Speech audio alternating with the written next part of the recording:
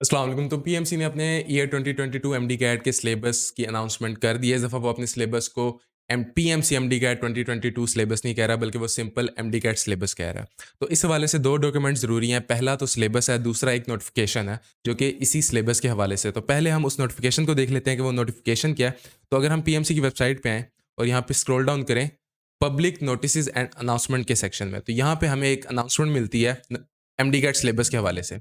तो इस अनाउंसमेंट में क्या है, इस अनाउंसमेंट में वो ये बताते हैं कि उन्होंने एमडी कैट का सिलेबस अनाउंस कर दिया और इस डॉक्यूमेंट का नाम है एमडी कैट सिलेबस। इस दफ़ा साथ ईयर का प्रीफिक्स उन्होंने नहीं लगाया।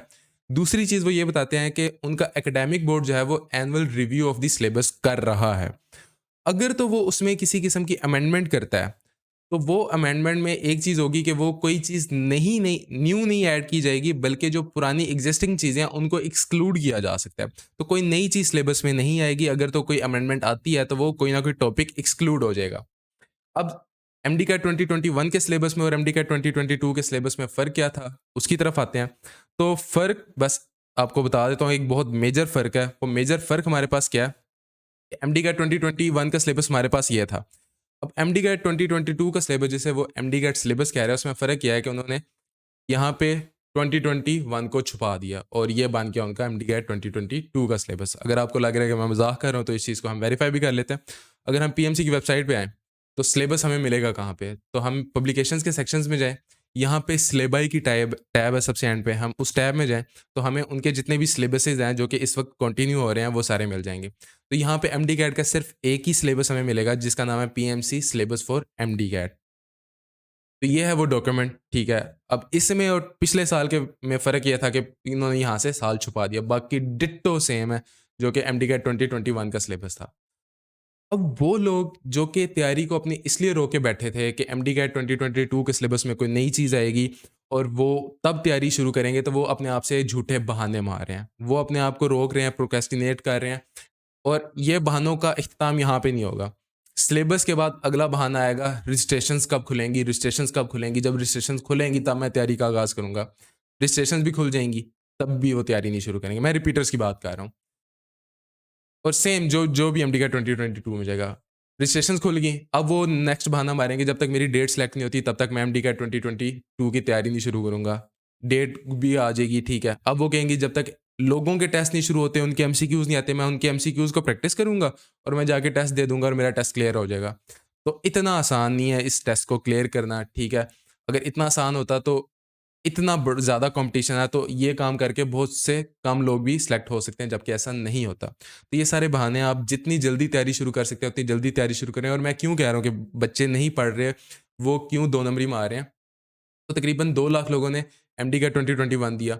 उनमें से 30% लोग हर साल अगले साल रिपीट करते हैं।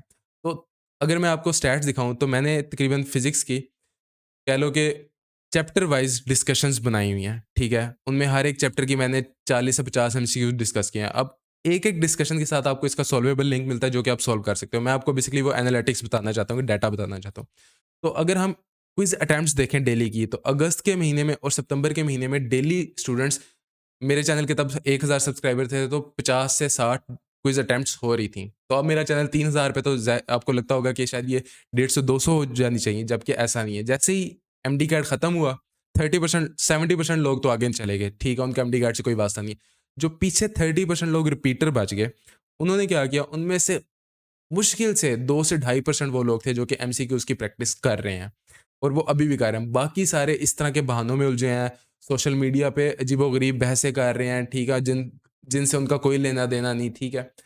तो प्रैक्टिस जो है वो सबसे इम्पोर्टेंट चीज़ है किसी भी एमसीक्यूज़ बेस्ड कॉम्पिटिटिव एग्ज़ाम के लिए। अब मैं ये कहने की पोज़ीशन में क्यों हूँ, मैंने खुद ईयर 2027 में नेस्ट का टेस्ट क्लियर किया, मैंने ई-कैट का टेस्ट क्लियर किया, मैंने प्यास का टेस्ट क्लियर किया और इन सब टेस्ट में मैं अमंग टॉप 500 से लेके टॉप 200 पोज़ीशंस तक मेरी मेरिट पोज़ीशन थी, जिसकी वज़ह से फिर एंड पे मैंने नेस्ट को सेलेक्ट किया अपने बैचलर्स प्रोग्राम के लिए। तो खैर, मैं खुद ये बैकग्राउंड रखता हूँ कि इन एमसीक्यूज़ बेस्ड टेस्ट को किस तरह से क्लियर किया जाता है।